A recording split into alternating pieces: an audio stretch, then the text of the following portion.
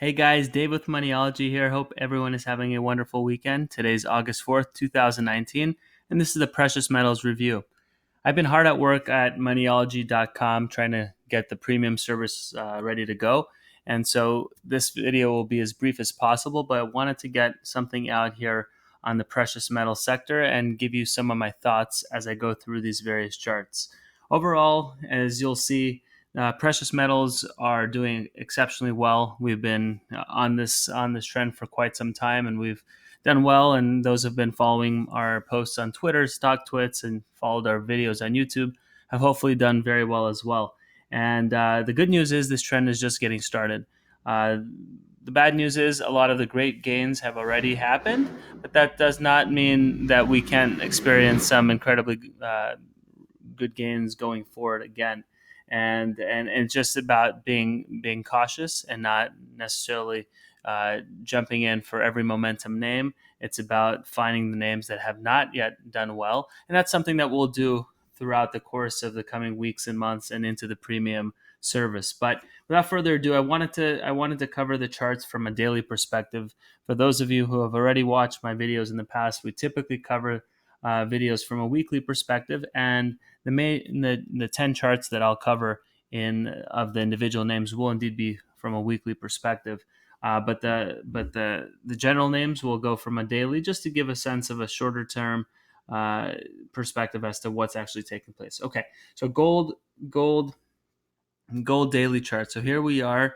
We closed the week above the 70, the 69 area of RSI, which is very, very bullish. If we see follow through this week, we can see a break and break above 1500 in our opinion. So this is a bullish flag here in amidst of a bullish trend, and you see momentum just continually building stair step higher. And so long as we close above this particular trend line here, I think that we'll see higher highs in gold until any correction does take place. At some point, there will be a correction. I just don't think we're there yet. And this is just positive price action in gold. Platinum, on the other hand, had a pullback, pretty substantial pullback this week. We did find support at the 50 RSI level, which is a strong area of support, but this uptrend did break. And so now we're going to see some support where the 50-day moving average is right about ready to cross above the 200-day moving average. And so the fact that we're finding support here is very good. But platinum right now, PPO did close the week negative territory until it breaks the 900 area, the 890 area. There's really not much to talk about. It's just in this consolidation zone. But at some point, platinum will be the metal to watch, but not yet. Silver did break down in price from its little bullish or from its triangle pattern here. So it broke down lower. However, momentum did not break, and that's the most important part. I stress the fact that momentum is far more important than price action, and so we've made a higher high in momentum on this pullback. And so long as this 61 area holds, I think this week will be very strong follow through to the upside. If, however, it breaks, then 50 will act as support here, and perhaps we push lower, possibly testing the 50 EMA at about 1560.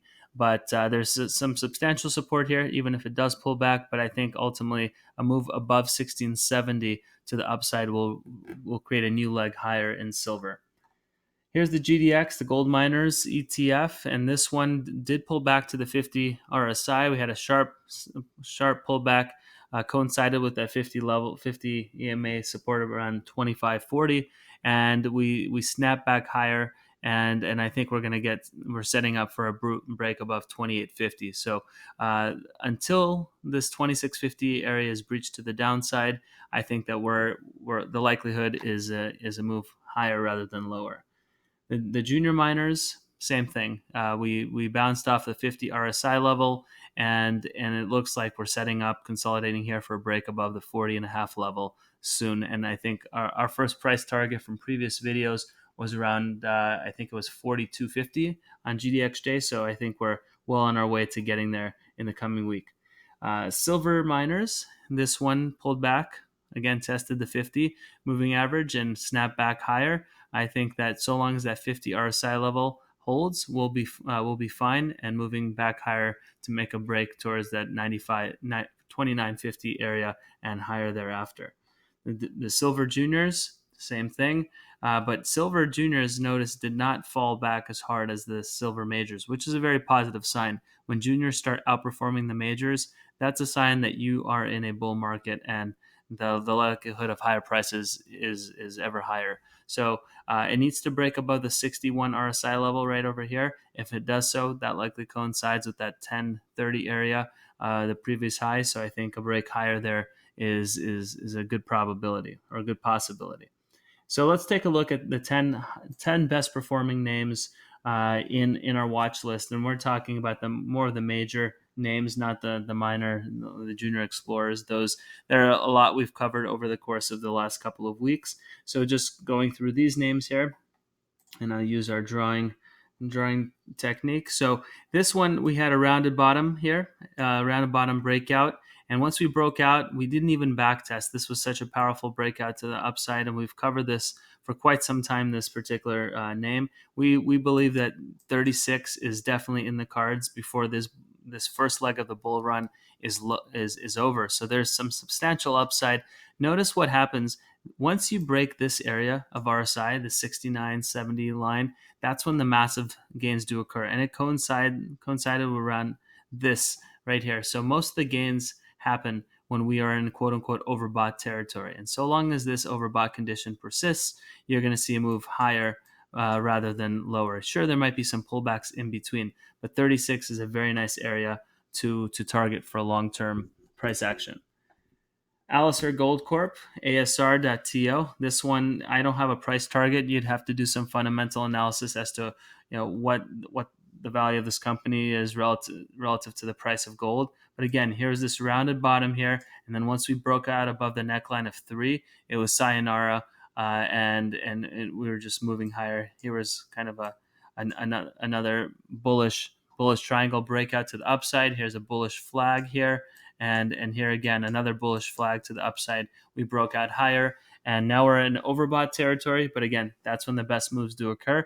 I could see another 10, 20, 30% before a pullback does occur in this particular name. Eldorado Gold Corp, another one had a kind of rounded bottom, head and shoulders. Here's one inverse head and shoulders. Here's the head, here's the shoulder, and then we broke above the neckline of 5, and now we're headed towards that first Fibonacci retracement around 11. So some substantial upside, and I think we'll see before this massive bull run is over, before there's a substantial pullback. I could see us moving towards that 1700 level in gold, and then pulling back to 1500, and that's when you might see a move from here to 24 all the way back to 16. So there will be some sharp pullbacks, but the upside is really, really high in Eldorado. SMF.TO, SMF, another one of these rounded bottoms here. Breakout above the 4 neckline, had a bullish flag over here, breakout, and now we're well on our way to that 750 area right around here. And this is just a really happy looking chart. Looking, even make a nose here. There we go. Anyway, 760 is our price target, and a lot of blue sky ahead. America Silver Corp, USA.TO, another rounded bottom here. We just broke above that one, and once we broke above this downtrend in momentum, which coincided with this price action right around here, this was a good area to start accumulating. And as soon as we broke above the neckline around 320, we took off. Now we've got a nice bullish flag, and this is a great area to add to a position with an initial long-term price target of around 620. Look at the volume here. I mean, that's very, very positive, and this one looks like it wants some substantial upside in the near future. Kinross Gold, KGC, another one it's done a whole heck of a lot of nothing over the last couple of years, but it's built a rounded bottom here. We broke out above that, and now we're making a move towards that 580 area before any real pullback. Wesdome Mines, WDO.TO, WDO.TO. Here was this rounded bottom here, and this is probably one of the best fundamental stories in any junior miners right now. So it's been one that we've been following since around here. So kudos to anyone who's been here since here or here. But we picked up on the story around these prices, and it's done really well for us and our followers. And now that it's in overbought territory here, I think that this can make a run towards 10, possibly higher.